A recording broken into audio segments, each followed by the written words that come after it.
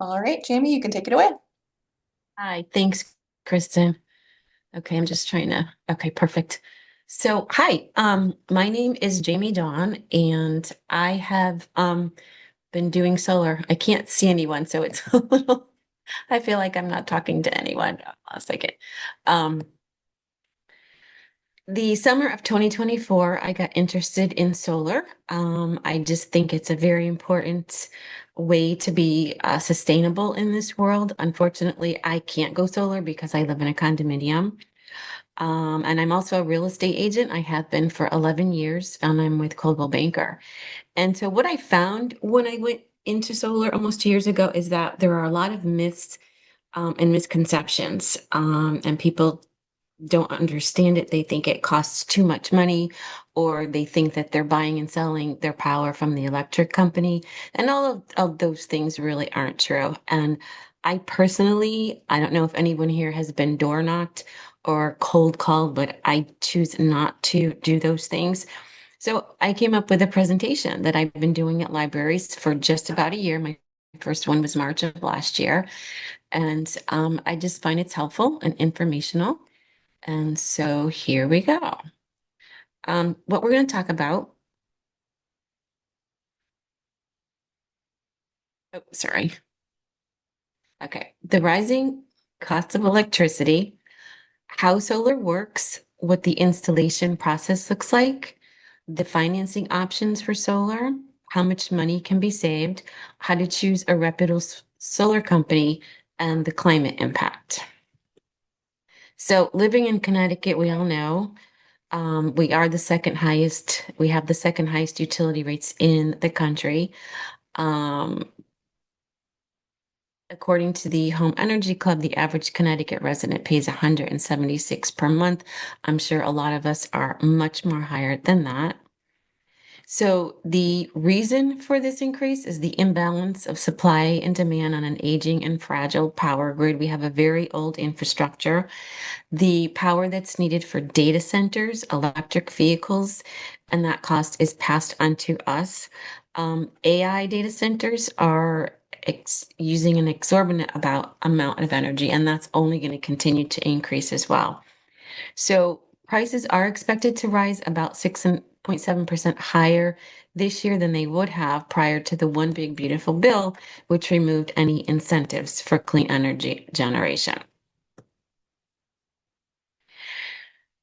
So we have seen double-digit increases in 2022 and 2023. And if I'm sure most of us are familiar with the public benefit charge on our bill, this happens to be a United Illuminating bill. Some of you might be with Eversource.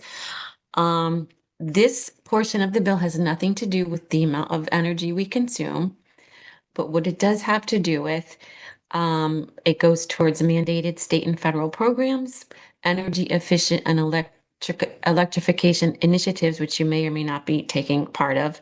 We're helping low income customers with their energy assistance, and the contracts to purchase the power from sources like Millstone Nuclear Power Plant, and also because of COVID, the recovery of unpaid, uncollectible bills. So this charge is applied per kilowatt hour. So the more energy that you might use, the more that you are paying into this public benefit charge. When you have solar, that charge goes away.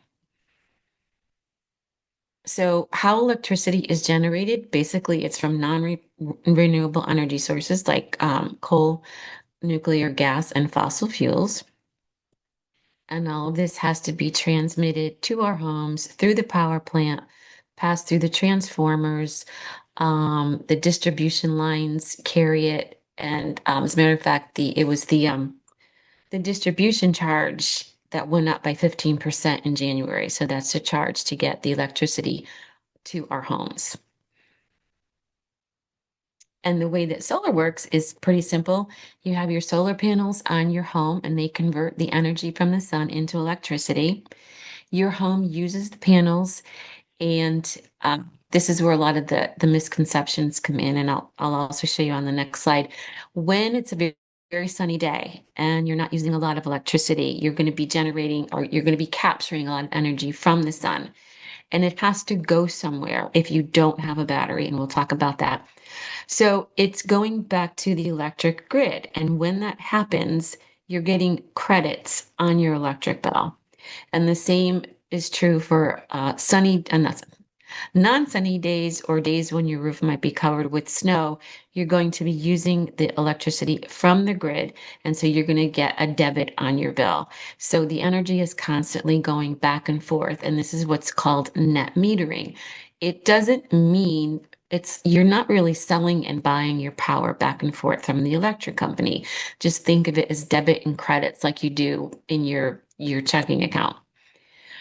So here's an illustration. If the homeowner usage are the blue bars and the green is what the production of the solar panels is doing. So in those months when the green is higher than the bars, you are overproducing. So those are going to be the months if you use oil or gas, those are going to be your winter months. And then you're going to use more in the summer months when you have your air conditioning. So where all that green is where you're going to see credits on your bill. So the what we want is a net zero. You switch to solar, your energy bill over a 12-month time with all of your credits and debits means you really didn't pay them anything because your solar panels were producing all of the energy that you needed.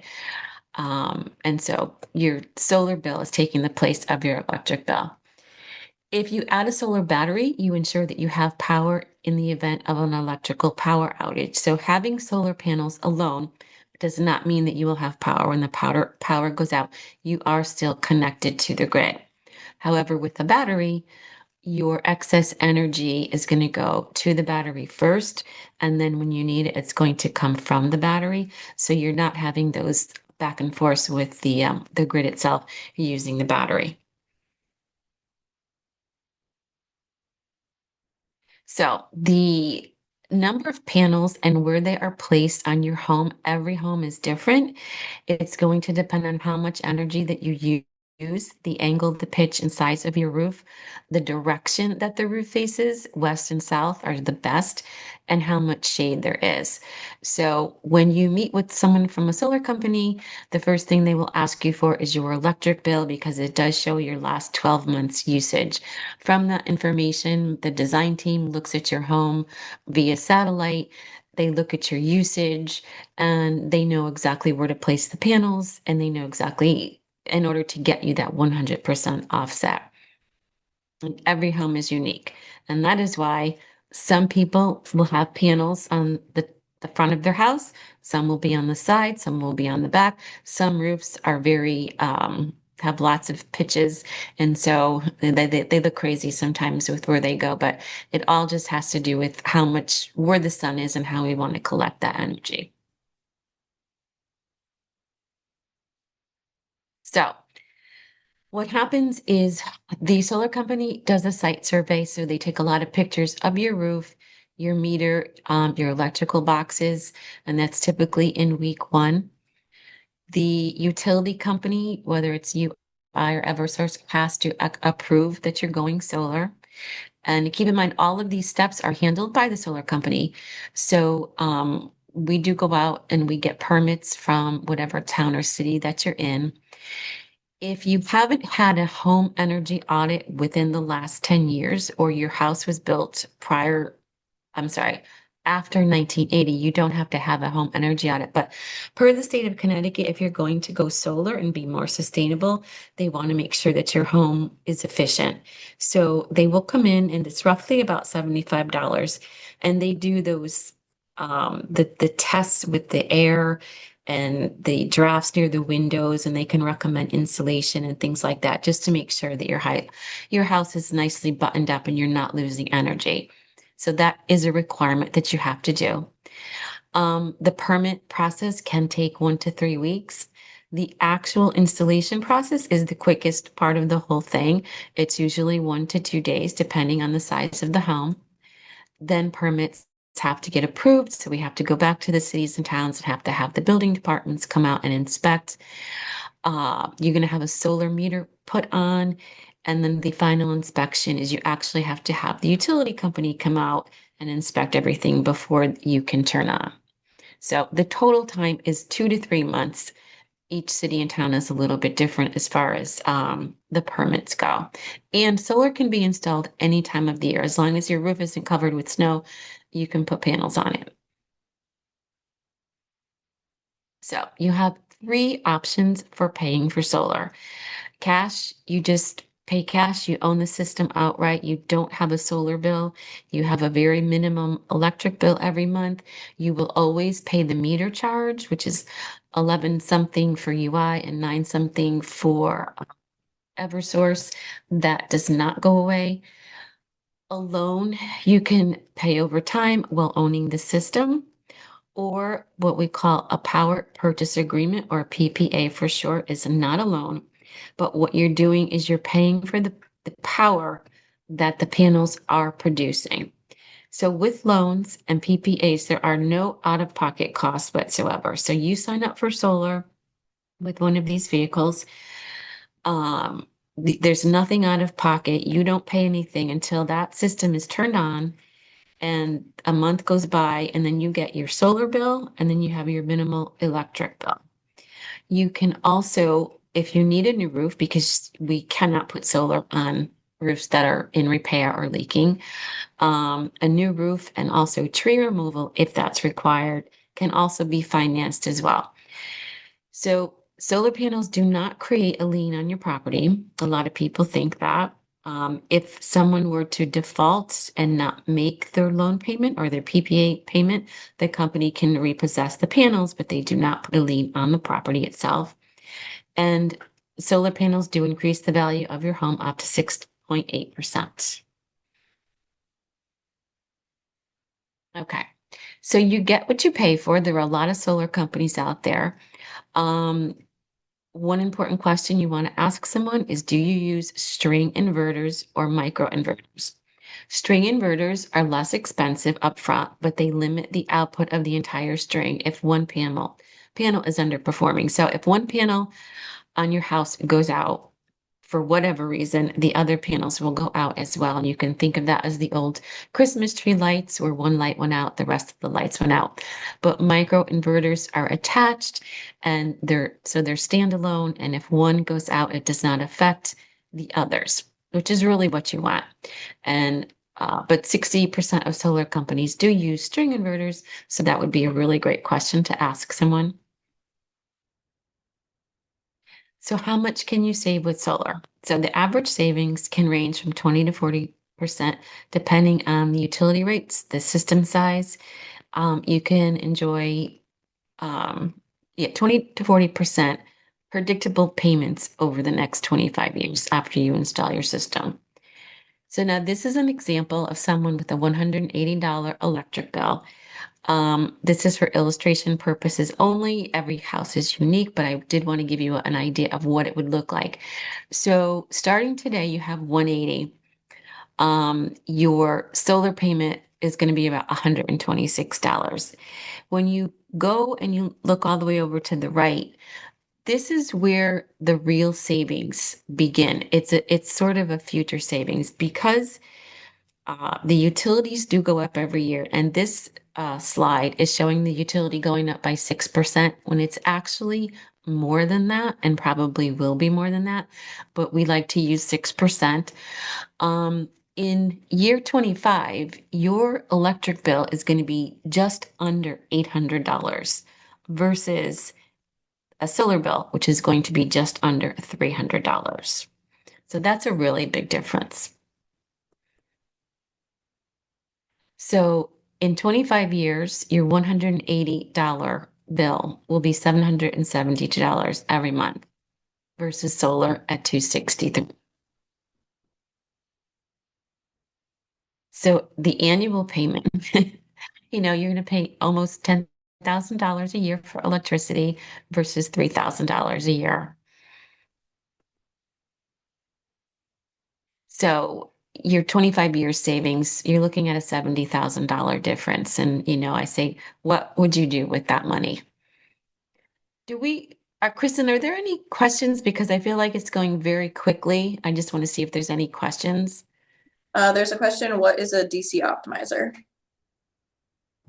So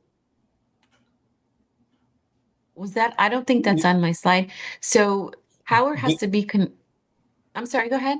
Sorry, I was going to elaborate on that question. When you were talking about the two types of uh, inverters, you talked about string inverters and micro inverters. Mhm. Um, I have also read that some companies use what's called a DC optimizer, which is sort of a hybrid between a inverters and a micro inverter. Can you talk? Do you know anything about that, or can you talk a little bit more? I do not know anything about that. The company that I represent does use the microinverters. Okay, thank you. So thank you. That might be a new, any other questions? That was the only one in the chat, but like I said, everybody, you can unmute if you have a question that on anything that we've covered so far.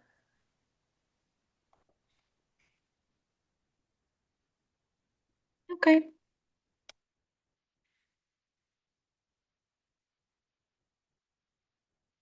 Okay.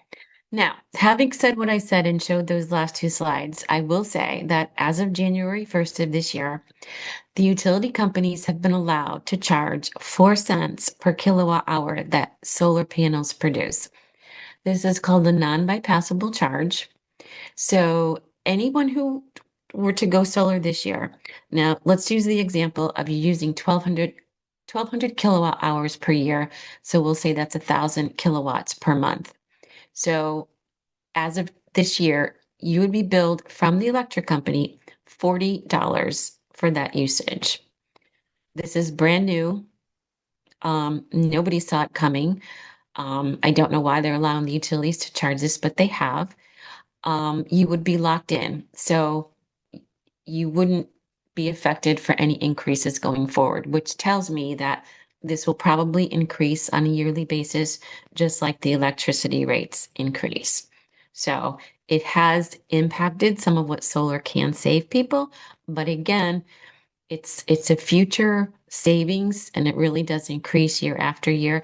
And with the net metering that I talked about, it's possible that you would be producing energy in a month where you would get a credit enough to cover that $40 so that it doesn't work out to be $40. We can actually make your home produce a little bit over 100% of the energy that's needed. There's a limit to what we can go to, but we can do maybe 105, 106%, and that might be able to eliminate that new NBC charge. Okay. So again, I don't know where some of you live. I know there are plenty of neighborhoods where people knock on your door and they try to get you to sign up for solar. Some of these people actually aren't even working for a single solar company. They represent many solar companies, and whatever one they happen to be pitching on that day is the one that's paying them or giving them more incentives to actually uh, go to your door and try and sell solar. A solar company can be national, regional, local. They can be a broker representing multiple companies. They can be in business for several years or in business for less than 1 year. National companies tend to contract with many installers, which would make sense. They have to use with what's available in the area, while regional and local companies contract with a select few. So I actually, in a 4 month time, I started with two other solar companies before I ended up with the one I'm with now. Um, they're very different and they all have different tactics and ways that they like to obtain sales. And a lot of the bad reputation, if you talk to neighbors or people in your family who have solar, in the past, because there's been a lot of companies that haven't stayed in business, it's been very difficult if something happens to your panels. You don't know who to call because you've dealt with someone who knocked on your door. You've dealt with a broker who could be representing more than one solar company. The installer is a completely different company who installed my panels. You probably wouldn't remember that. Your finance partner is going to be the person, the solar financing for the loan or the power purchase agreement that you took out with. It could be the solar company. Are they still in business? So really doing research to find a good company is worth it. There are a lot of misleading advertising and sales pitches because I'm in solar and I see solar ads on my feed all the time in social. It's, free solar, get a free roof. None of those things are true. You cannot get solar for free. Currently, there are no state or federal rebates or tax incentives that are in place. Those are gone as of 2025. You can finance a new roof with solar. You cannot get a free roof with solar. That's a really popular one that some of the companies like to use. Trust me, you're paying for the roof. You're not getting a new roof for free. So like I said, it does save you money, but it's not free. There are no incentives. And I covered the roof already. So choose licensed and insured installers, read verified customer reviews, not just from websites or Google's. Check the Better Business Bureau website because even if a company is not registered or doesn't pay a membership to the Better Business Bureau, you can put reviews on there, good and bad. It's surprising what you might see.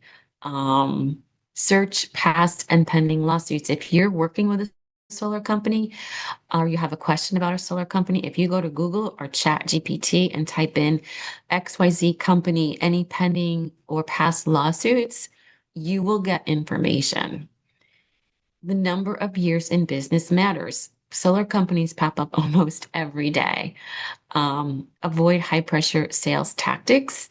Ask friends and neighbors that have solar.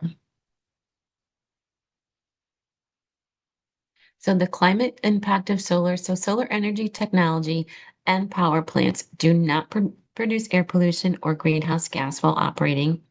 Using solar energy can have a positive indirect effect on the environment when solar replaces or reduces the use of other energy sources that have effects on the environment. I think we all realize that.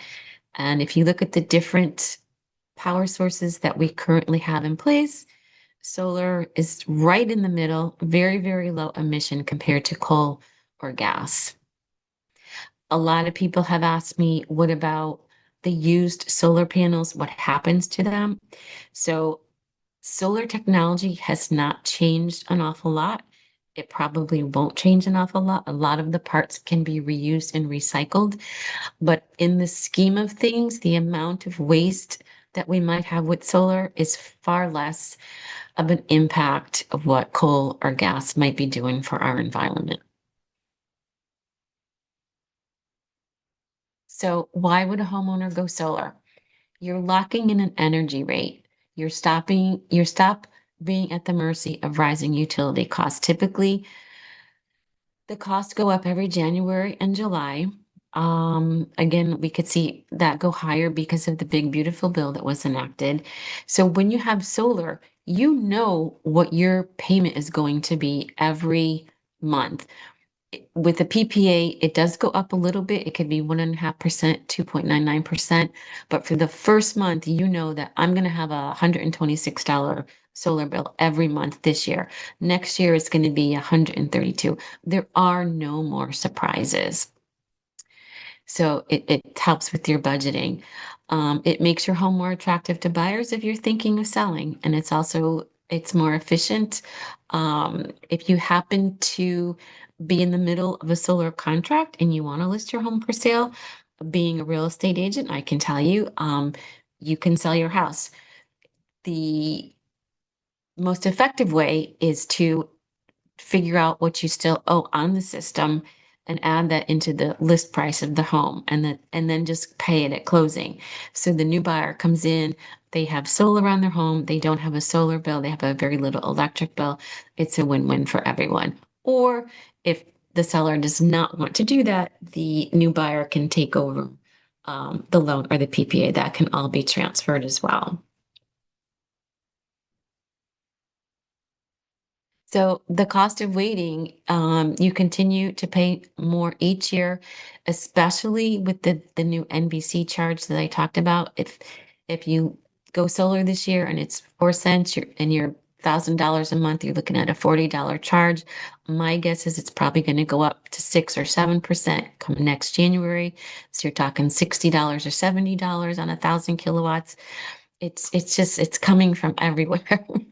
So it seems like we would only have to worry about what the utilities are going up, but now they've also increased the cost of us going solar, which is very frustrating. This has gone extremely fast because I typically do get a lot of questions. So please don't be shy. Um, you must have some questions for me somewhere. Yeah, I have a question. Yes, please. So I guess in terms of ownership, you talked about the PPA, the lease, the finance, and the ownership and the cash option. Um, I guess who would be responsible for future panel maintenance, or if something were to go wrong, if I were to completely own the system and buy it out? Okay, perfect. Well, it's going to depend with the solar company that you choose. Okay. I can speak to the one that I represent, and we have the best warranty that's out there. It's a 30-year warranty. So a panel breaks, it gets replaced. Something needs to be fixed, we fix it. Um, as the homeowner, you are responsible. Well, I say responsible. There is almost no maintenance on solar panels. In this part of the country, we don't experience a lot of air pollution, dust. When we have a good rain, it's going to clean the panels. There's no maintenance. If you have some leaves or branches on there after a storm, obviously you want to remove those, but they're almost maintenance free. Um, but with a good company, with a good warranty, you will get those panels fixed or replaced by that company. So that is the company I've hired to do the work, or would it be the third party who actually installs it? No, the solar company. So Okay. you're gonna have a solar company. It could be XYZ company. Sure. You're gonna have a finance partner. That's something entirely different. The installer is usually contracted by the solar company to perform the installation. So they would Okay. have no involvement after the fact. So it's the solar company. And Okay. So, again, yeah. yeah, again, you have to make sure that they're still in business or there's a way to reach them if they should go out of business. But great question. Thank you. I have a question. If you Yes. have a roof it's not new, it's not old, like let's say it's 7 years old, and then you Mhm. install solar panels, like what happens in like 15 years when you do need to replace your roof? Okay. Yeah. Another great question. So, that's a sticky one. The solar panels will be for 25 years with the PPA. If your roof is new at 7, and we do consider that new, and they usually do have 25 to 30 lives at this point, you might be okay. But let's assume you had to replace the roof. You yourself would have to pay for the removal of the panels. Then you would have the roof put on, and then you would have to pay to have the panels back installed. And that could be roughly $140 a panel. So yeah, that would be on a homeowner. But again, the solar company, we're gonna find out how old the roof is before we put those panels on and make the decision, if it's good for you or not. Was that helpful? The other question is, I know every house is different, but is there a price range for the cost of these solar panels? No, because like I said, we look at your electric bill. Everybody's usage is different. Some people might have a $180 bill a month. That could be a two-bedroom, two-bath house. You could have a four-bed, three-and-a-half-bath house and, have central air conditioning and 5 televisions. Every house is unique. So it's based on how much energy you produce is really what it all comes down to. No, But I the mean like higher, for an average home, like you said, the average in Connecticut is a $176 bill. So so the average electric bill is that much, yes. And so it could be between 20 to 40% of savings. It really depends. no, I meant like how much to install these solar panels. It's like 20,000? Is it 50,000 or Oh, oh, well, there's no with the power purchase agreement, you're paying for the energy that's producing. There's no upfront cost. But what if we were to own it, right? If If you we were to okay, own if own it, then what would the if to cost be pay like? Whether it's to per panel or per okay, kilowatt system? I think that's what she's asking. okay, all right, thank you. No, so as a matter of fact, okay, so I was on an appointment yesterday with a homeowner in Norwalk. They also wanted a battery. Um, they didn't um the quote for them for to buy it outright with the battery was $46,000. But that means that they have no electricity bill other than the meter bill, which is $9 every month. So it's a future investment, which actually did I oh, hold on. Yeah, it's yeah. A lot of people prior to this year, there was a 30% tax credit. So if somebody paid $46,000, they were getting a 30% tax credit, which was phenomenal. I will tell you now that the tax credit has gone away, the most people are just doing a power purchase agreement. There's no money up front at all. But if you want ownership, you can, yeah. But that was a bigger house. A smaller house would not be $46,000. It could be $24,000, $32,000 out of pocket.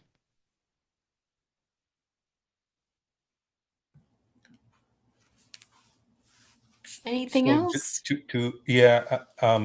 just to add to that. So I have actually gotten 3 quotes so far on solar. So I'm kind of into this process. So this training is very, very timely for me. Um, and I've completed the home energy audit. I've completed a site survey already. And I'm trying to kind of select a company to go with. And I've looked into um, sort of the big companies, like even Tesla. You can actually, the person who asked the question, I would encourage you to actually go to Tesla's website and plan out your uh, usage chart, and you can exactly see what the price is going to be. They do it right up front, so you can get an idea of what the panel would cost. But my question is, you know, the companies that I've gotten a quote. One of the companies does panel in New Jersey, Connecticut, New Jersey and Connecticut, and maybe also in Pennsylvania. Mm-hmm. And they mentioned that in New Jersey, they just started this year to kind of take advantage of that 30% credit with what's called a prepaid solar. So in other words, if you want to own the system as opposed to the PPA leasing, the uh, the the prepaid would be discounted by that 30% of the solar panel, and you pay for that is currently what I'm told is being worked in Connecticut as well. Not I don't know if it's fully approved or not, but that's what they're proposing to me. Not sure if you've heard it. It's not a tax credit at all, but it is essentially, let's say your cost is $40,000 for the solar panel installation, and you want to buy it out as opposed to the PPA leasing. The solar panel company will discount that $40,000 by 30% of the panel cost, installation, and all that, and that's how much you pay. And then you have the option of, for the first 6 years, the solar company would own the system. And then after the 6th year, you have the option to transfer the ownership at essentially zero cost to you. That may be coming to Connecticut, but It's not, and it's not something I'm familiar with. Okay. Yeah. Sounds interesting though. Yeah, it seems like another alternate, for those of us that have already missed the boat on the tax credit Yeah. and the incentives. Yeah.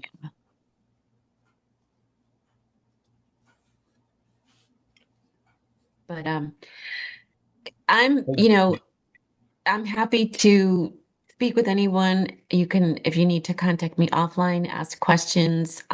If you scan that QR code with your phone, you can fill out a form. I can get back to you.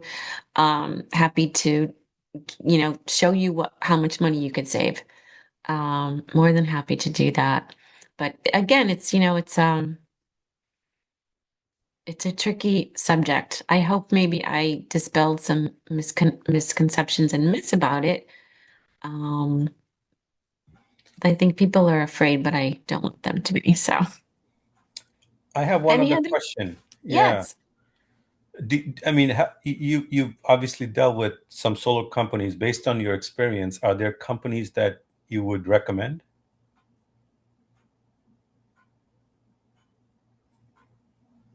Not in this presentation. Okay. No, I mean, I know of companies that I personally did not want to work with. Okay, that would Um, work also. Yes. but I don't feel comfortable. Yeah, Trust me. unfortunately, in a Okay. library program, we can't have specific Yeah. companies recommended or Gotcha. All right. Thank you. discredited. Sorry. Yeah. No, that's The okay. information is out there. The information is out there, good and bad.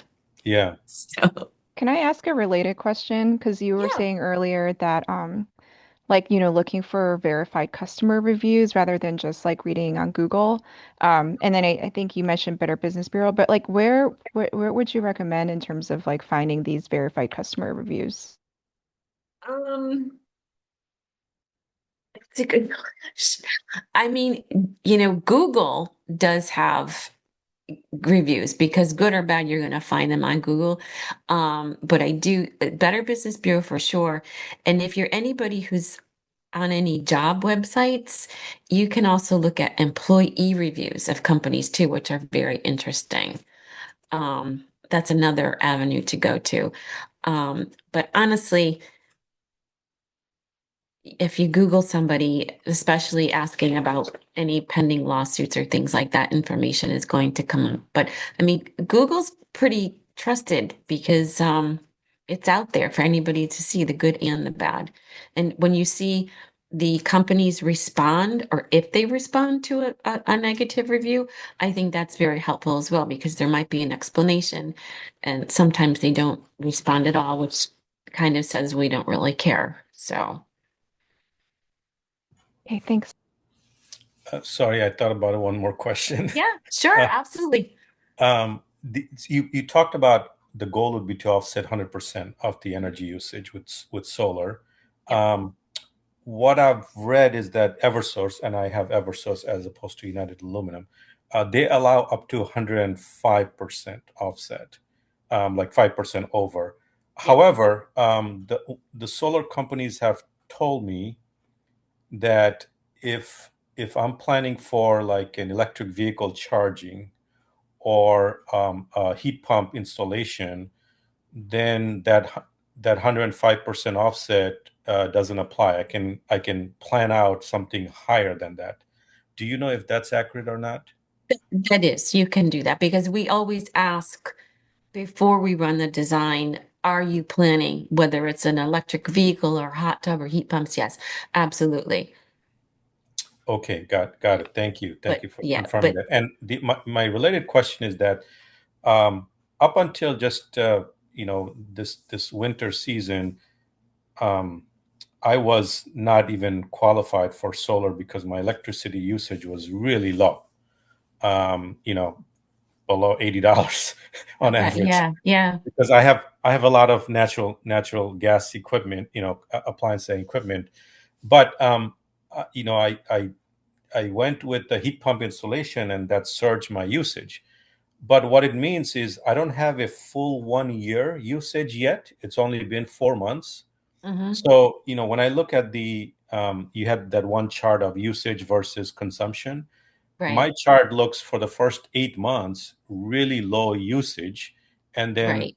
last 4 months is really high. So it's very You- difficult to predict what the full year usage would be. Do you have any recommendation of how to do that? How to No, like predict the year? unfortunately, the solar companies, we can't predict. We have to have 12-month usage, because if we put in too few panels and we can't reproduce your energy that you need, it's more difficult to go back and redesign the system. So even that's why we get utility company approval when you're going to upgrade to solar. They need to see that we've taken into account 12 months usage. This is how many kilowatt hours per year this home uses. Without it, they can do an estimate, but it's like a minimum 9,000 kilowatt hours per year. And if that's too much or not enough, there are going to be issues. Does that make sense? Um, I don't follow the 9,000 kilowatt per hour usage. There's a minimum system size that you can put on your home if you're not showing us 12 months worth of usage per the utility companies. Mhm. But should that size turn out not to be able to power your home, or if it's too much, it's difficult to go and change that system. So you're sort of stuck with it. It's very expensive to change it. So am I So better off putting more panels than n- less then? Or you're better off waiting for 12 months worth of usage so you know oh, exactly. Yeah, oh, you really okay. are. You really Okay. because there's no way to estimate. You've I added a see. new heating source, and we need to see what that's going to cost you for 12 months. Okay, I now I understand. Maybe that changes things for me Yeah, quite a bit. Yeah. Yeah, yeah, because I mean the solar companies were trying to kind of going by what I was thinking, in terms of the usage, but they couldn't really predict it because I only have like a, you know, 8 months of really low usage and then 4 months of three yeah. times more usage essentially. Yeah, they don't want us to guess. It doesn't help anybody. We have to know how many panels, how much energy to produce for you. Okay, so I may not even get approved then, right? By It, the electric it's very company. possible. Or they may say you have to do the minimum 9,000, and if that's not enough, then it's costly to fix that and upgrade. It's probably not going to be enough now with the heat pump. Does that make sense? Yeah, okay, I probably. I have to look at how the 9,000 works. I'm still not getting the 9,000, but I'll have to do some research. It's just a minimum system size that a company can put on. Okay, Yeah, 9,000 kilowatts. So, okay, eh, thank you. thank you. Any other questions?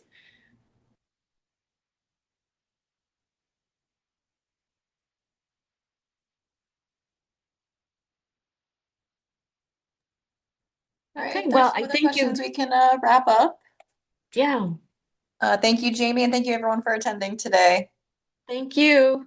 Thank you. Reach out if you have any questions. Appreciate it. Thank you. Thanks. Bye.